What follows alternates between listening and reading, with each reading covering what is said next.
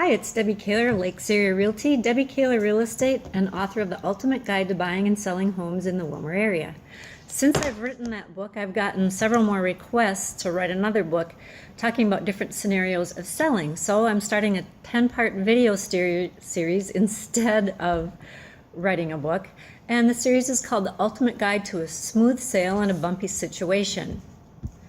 The first thing that we're going to talk about is, I called chapter 1, Don't Take It in the Shorts. It's a few scenarios that you need to know about short sales.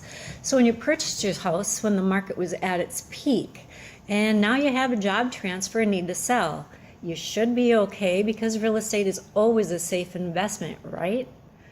Well, safe doesn't mean that you'll be guaranteed a profit. Safe means that you purchase something tangible, that it will be there. Travis, a client of mine, he purchased a small home out in the country, and it was his first home. Needless to say, it was a major fixer-upper. Travis put in new flooring, gutted 2 bathrooms, put in some decent appliances, and poured a new concrete patio. All of those things should have been enough to guarantee him some profit. The mistake? He purchased when the market was at its peak and had to sell at rock bottom. With his 2 mortgages, Travis owed $156,000. The value with the crash, $135,000. So now what's he going to do? There's 3 options. The first is to rent it out until the market comes back.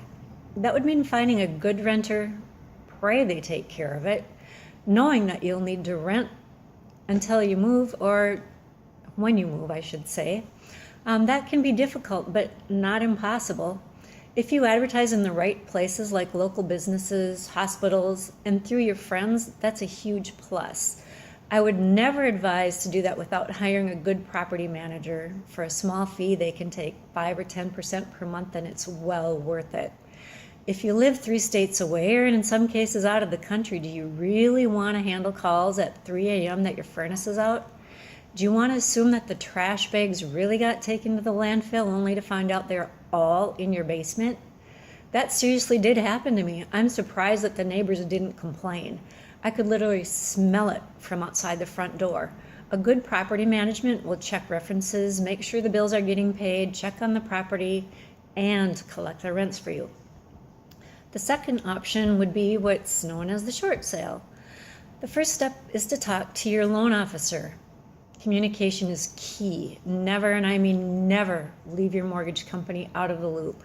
It can make the difference of being totally beat up and ruin credit with overwhelming debt, or coming out with a couple scratches and a Band-Aid.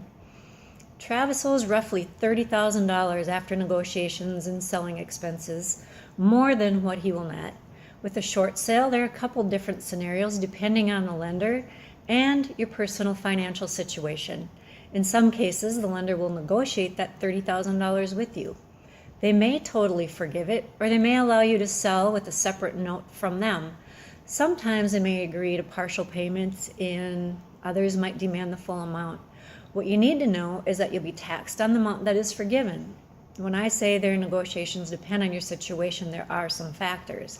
In Travis's case, his job transfer meant more money, so he had to repay the $30,000. His credit was damaged, as it happens with a short sale, but only for 2 years. In another case, I worked with sellers that had lost their jobs as their business closed.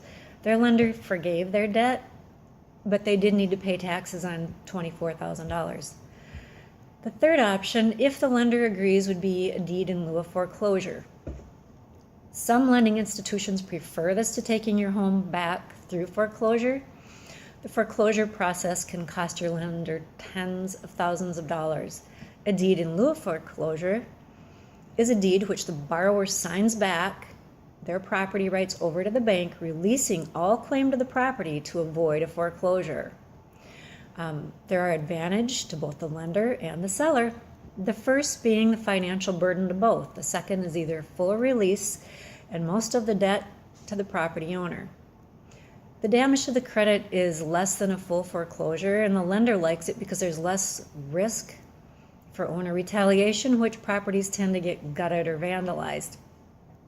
There are times the lender won't agree to it, If the property has other liens on it, such as home improvements that haven't been paid for. In one case, the owner had $10,000 in debt to a contractor and another $15,000 to a landscaper that hadn't been paid. The bank refused to take the deed in lieu of foreclosure. Lenders usually don't give this as an option because by law it has to be voluntary and in good faith. They don't want to take the risk of a seller coming back with a lawsuit saying they were forced into signing something they didn't understand. So, back to Travis.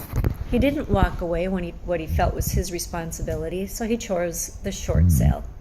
In his case, it was a mistake because the lender was not cooperative. We've had several good offers on that property. In one case, the buyer waited for 18 months for an answer and finally gave up.